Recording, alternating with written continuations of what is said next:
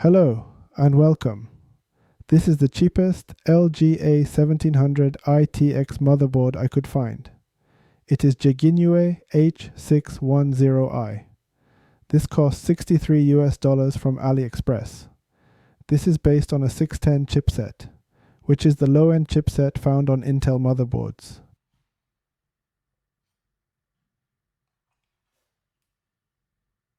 On the first glance, it looks nice with reinforced PCI Express and RAM slots, and it looks like it has a Wi-Fi card included.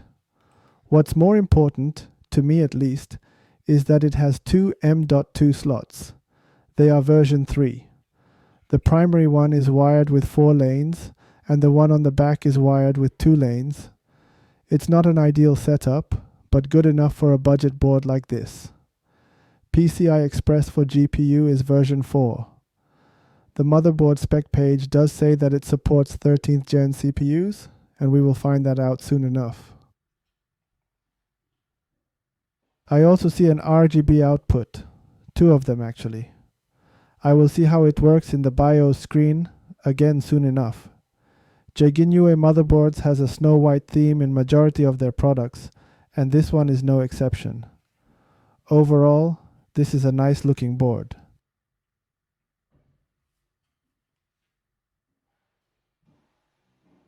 I am going to use 13600T CPU on this, along with a pair of 16GB RAM sticks. I am using a 13th generation CPU to see whether it supports it out of box. 610 chipset, by default, doesn't support 13th gen without a BIOS update. While I was installing the CPU and RAM, I became curious whether they actually included a Wi-Fi card. I mean, they could have simply installed an empty Wi-Fi box, so I took it out. Lo and behold, there is in fact a Wi-Fi card installed. It reads 21890628488-05L1. Googling this number revealed that it is a MediaTek Wi-Fi 6MT7921. I am unsure how good it is, but it's a Wi-Fi 6 card.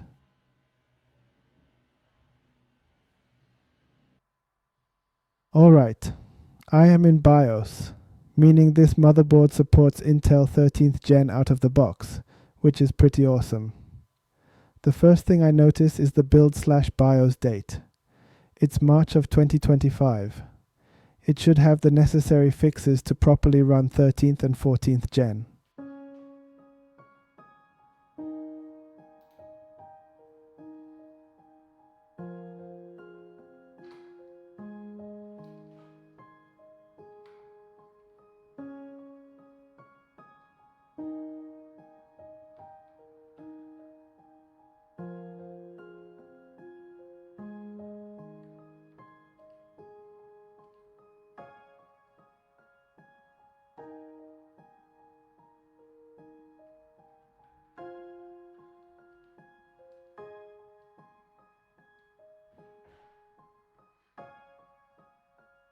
It also seems to support manual value of power limit 1 and 2, which is again very nice.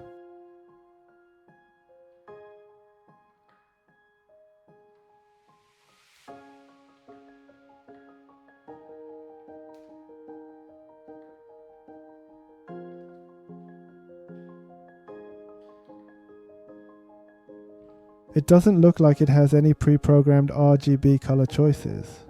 You can only manually set color. You need to save BIOS and exit for the change to apply.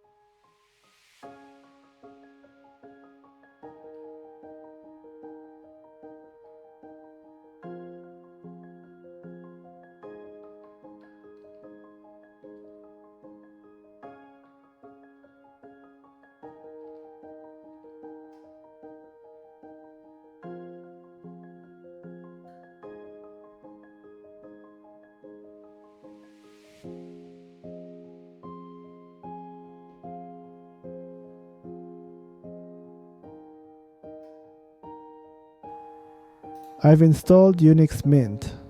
I am going to stress test the motherboard and see how it goes.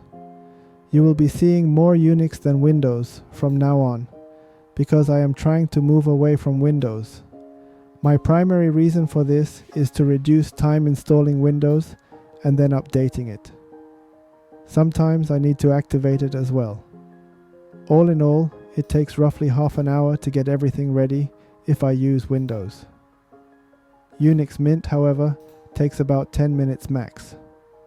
I am able to do almost everything I did on Windows on Unix Mint, so I see little reasons to stick with Windows.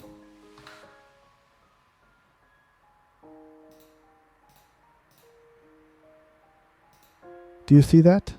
It's running at 4 GHz. This is a tCPU. And from my own experience, it runs at 2.8 GHz if it's at its default power limit 1, which is 35 watts. What this means is that this motherboard is ignoring the default power limit values. It looks like the CPU is pushing for 125 watts. This isn't really a problem on its own. You just need to remember to set a proper value for your needs. This depends on your PC case and what cooler you plan to use. This is the second Intel motherboard from China that I've had my hands on, which ignored default power limit values. It's there for a reason, and I dislike the fact that they seem to ignore it. Well, moving on, the system seems to run fine either way. I am not seeing any abnormalities. Meanwhile, Jqinyue H610i seems to be cooling the CPU at 125 watts very well.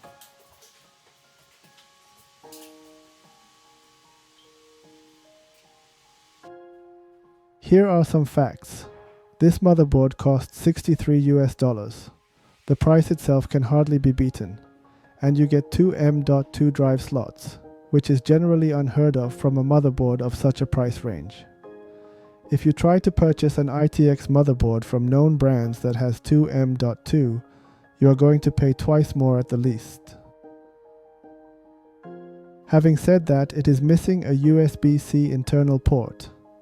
I may sound like nitpicking things, but a similarly priced motherboard from the same company has it, so I don't see why it shouldn't.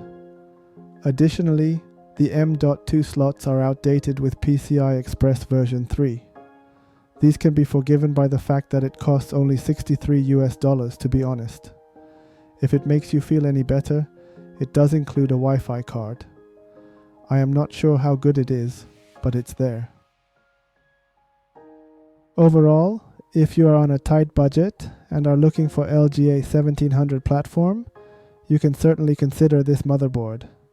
It may be based on 610 chipset, but it offers almost all premium features. And the BIOS date is recent enough to safely use up to Intel's 14th generation. Just keep your expectations low. I mean, you get what you pay for in general. Anyway, I thank you for watching and see you next time.